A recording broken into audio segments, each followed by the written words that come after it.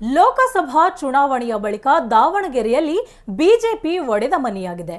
ಹಾಲಿ ಶಾಸಕರ ಹಾಗೂ ಲಗಾನ್ ಟೀಮ್ ನಡುವೆ ವಾಕ್ಸಮರ ನಡೆಯುತ್ತಿದೆ. ವಿಧಾನಸಭಾ ಚುನಾವಣೆಯಲ್ಲಿ ಆರಂಭವಾಗಿದ್ದ ಮುಸುಕಿನ ಗುದ್ದಾಟ ಲೋಕಸಭಾ ಚುನಾವಣೆ ವೇಳೆ ಮುನ್ನೆಲೆಗೆ ಬಂದಿತ್ತು. ಚುನಾವಣೆ ಮುಗಿದ ಬಳಿಕ ಗುದ್ದಾಟ ಭುಗಿಲೆದ್ದಿದ್ದು ಈಗ ದಾವಣಗೆರೆ ಬಿಜೆಪಿಯ ಪರಿಸ್ಥಿತಿ ಮನೆಯೊಂದು ಮೂರು ಬಾಗಿಲು ಎಂಬಂತಾಗಿದೆ. ಹಾಗಿದ್ರೆ ಯಾವುವು ಆ ಮೂರು ಬಾಗಿಲು? ಇಲ್ಲಿದೆ ನೋಡಿ. ದಾವಣಗೆರೆ ಬಿಜೆಪಿ ಈಗ ಮನೆಯೊಂದು ಮೂರು ಬಾಗಿಲು. ಬಿಜೆಪಿಯಲ್ಲಿ ಶುರುವಾಯಿತು ಕೆಸರೆರಚಾಟ, ವಾಕ್ಸಮರ. ಸೋಲಿಗೆ ಹಣೆ ಹೊರಲು ಯಾರು ಸಿದ್ಧರಿಲ್ಲ ಬಿಜೆಪಿಯಲ್ಲಿ. ಲೋಕಸಭಾ ಚುನಾವಣೆ ಬಳಿಕ ದಾವಣಗೆರೆ ಬಿಜೆಪಿಯಲ್ಲಿ ಮತ್ತೆ ಅಸಮಾಧಾನ ಸ್ಫೋಟಗೊಂಡಿದೆ. ಮಾಜಿ ಸಂಸದ ಜಿಎಂ ಸಿದ್ದೇಶ್ವರ್ ಪತ್ನಿ ಗಾಯತ್ರಿ ಸಿದ್ದೇಶ್ವರ್ ಸೋಲುತ್ತಿದ್ದಂತೆ Siddeshwar and gang Lagaan team ಮೇಲೆ ಮುಗಿಬಿದ್ದಿದೆ. ನಮ್ಮ ಸೋಲಿಗೆ ಲಗಾನ್ ಟೀಮ್ ಕಾರಣ ಎಂದು ಹರಿಹರ ಬಿಜೆಪಿ ಶಾಸಕ ಬಿಪಿ ಹರೀಶ್ ಬಹಿರಂಗವಾಗಿಯೇ ವಾಗ್ದಾಳಿ ನಡೆಸಿದ್ದರು. ಅದಾದ ಮೇಲೆ ಲಗಾನ್ ಟೀಮ್ ಮತ್ತೆ ಆಕ್ಟಿವ್ ಆಗಿದ್ದು ಶಾಸಕ ಬಿಪಿ ಹರೀಶ್ ವಿರುದ್ಧ ವಾಚಮಗೋಚರವಾಗಿ ಹರಿಹಾಯ್ದಿದ್ದಾರೆ. ಕಾಂಗ್ರೆಸ್ ಸರ್ಕಾರದ ವಿರುದ್ಧ ಸೋಮವಾರ ಹಮ್ಮಿಕೊಂಡಿದ್ದ ಪ್ರತಿಭಟನೆಯಲ್ಲಿ ಬಿಜೆಪಿಯ ಬಣಗಳು ಪ್ರತ್ಯೇಕವಾಗಿ ನಿಂತು ಸರ್ಕಾರದ ವಿರುದ್ಧ ಆಕ್ರೋಶ ವ್ಯಕ್ತಪಡಿಸುವ ಜೊತೆಗೆ ತಮ್ಮ ಭಿನ್ನಮತವನ್ನು ಹೊರಹಾಕಿದರು. ಪೆಟ್ರೋಲ್ ಡೀಸೆಲ್ ದರ ಏರಿಕೆ ಖಂಡಿಸಿ ನಡೆಸಿದ ಪ್ರತಿಭಟನೆ ವೇಳೆ ಲಗಾನ್ ಟೀಮ್ನ ಎಂಪಿ ರೇಣುಕಾಚಾರ್ಯ ಮತ್ತು ಬೆಂಬಲಿಗರು ಎತ್ತಿನ ಬಂಡಿ ಏರಿ ಬಂದರೆ ಸಿದ್ದೇಶ್ವರನ್ ಟೀಮ್ ಆಟೋ ಟ್ರ್ಯಾಕ್ಟರ್ಗೆ ಹಗ್ಗ ಕಟ್ಟಿಕೊಂಡು ಎಳೆದುಕೊಂಡು ಬಂದರು. ಇನ್ನು ಯುವ ಮೋರ್ಚಾ ಕಾರ್ಯಕರ್ತರು ನಮಗೆ ನಿಮ್ಮಿಬ್ಬರ ಸಹವಾಸ ಬೇಡ ಎಂದು ಬ್ಯಾನರ್ ಹಿಡಿದುಕೊಂಡು ಪ್ರತಿಭಟನೆ ನಡೆಸಿದರು. ಸರ್ಕಾರದ ವಿರುದ್ಧ ಪ್ರತಿಭಟನೆ ನಡೆಸಲು ಬಂದಿದ್ದ ಬಿಜೆಪಿ ಕಾರ್ಯಕರ್ತರು, ಮುಖಂಡರು, ಹಾಲಿ ಮಾಜಿ ಶಾಸಕರು ಪರೋಕ್ಷವಾಗಿ ತಮ್ಮವರ ವಿರುದ್ಧ ತಾವೇ ಪ್ರತಿಭಟನೆ ಮಾಡಿಕೊಂಡು ಹೋದಂತಿತ್ತು. ರಾಜ್ಯ ಸರ್ಕಾರಕ್ಕೆ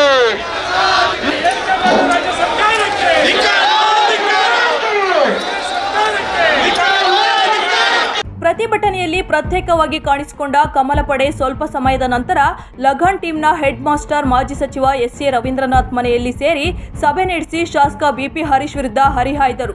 ರವೀಂದ್ರನಾಥ್ ಮನೆಯಲ್ಲಿ ಮಾಜಿ ಸಚಿವ ಎಂಪಿ ರೇಣುಕಾಚಾರ್ಯ, ಮಾಡಾಳ್ ಮಲ್ಲಿಕಾರ್ಜುನ್ ಹರೀಶ್ ವಿರುದ್ಧ ಕೆಂಡ ಉಗುಳಿದರು.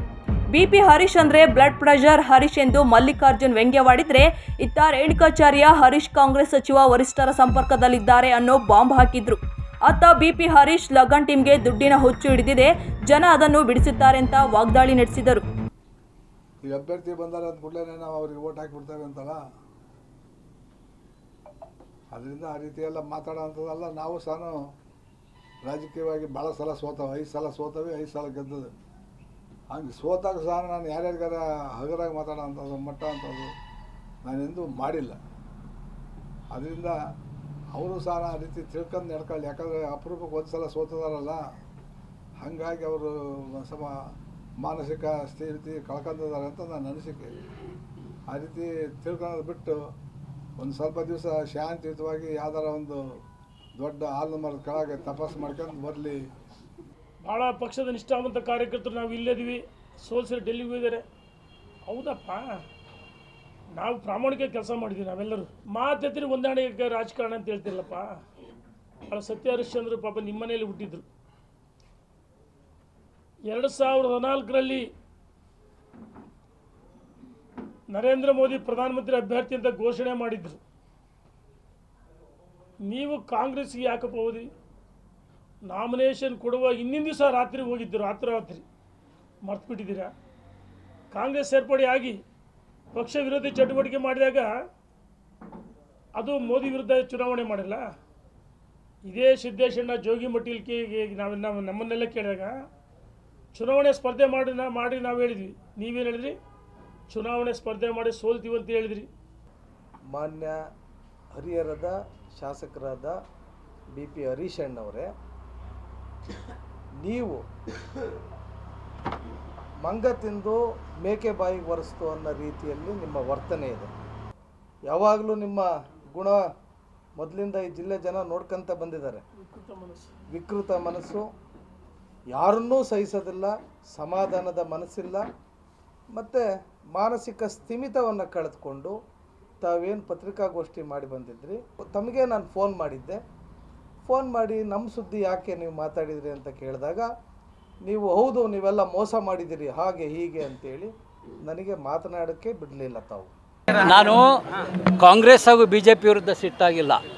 ನಾನು ಏನು ಬಂಡವಾಳಶಾಹಿಗಳ ಹೊಂದಾಣಿಕೆ ರಾಜಕೀಯದ ವಿರುದ್ಧ ಸಿಟ್ಟಾಗಿದ್ದೇನೆ. ಹೌದು, ಹೊಂದಾಣಿಕೆ ರಾಜಕೀಯ ಇದೆ, ಬಂಡವಾಳಶಾಹಿಗಳ ಹೊಂದಾಣಿಕೆ ರಾಜಕೀಯ ಇದೆ, ಇಂದು ಇದೆ, ಇತ್ತೀಚೆಗೆ ಜಾಸ್ತಿ ಆಗ್ತಾ ಇದೆ. ಅದು ಕೊನೆಗೊಳ್ಳಬೇಕು, ಕೊನೆಗೊಳಿಸ್ತೀವಿ. ಸ್ವಾಮಿ, ಹಣದ ಹುಚ್ಚಿಡಿದವ್ರಿಗೆ ಆ ದೇವರೇ ಬಿಡಿಸ್ತಾನೆ. ಹಣದ ಹುಚ್ಚಿಡಿದವ್ರಿಗೆ ದೇವರೇ ಬಿಡಿಸ್ತಾನೆ. ಒಟ್ಟಾರೆ ದಾವಣಗೆರೆ ಜಿಲ್ಲೆಯ ಬಿಜೆಪಿಯಲ್ಲಿ ಹಾಲಿ ಮಾಜಿ ಶಾಸಕರು, ಮಾಜಿ ಸಂಸದರು ಮತ್ತು ಮುಖಂಡರ ನಡುವೆ ಕಚ್ಚಾಟ ನಡೆಯುತ್ತಿದೆ.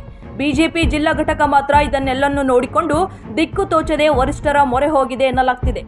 ಕ್ಯಾಮ್ರಾ ಪರ್ಸನ್ ಮಂಜುನಾಥ್ ಜೊತೆ ಭೀಮ್ ನಾಯಕ್, ಒನ್ ಕನ್ನಡ ನ್ಯೂಸ್, ದಾವಣಗೆರೆ.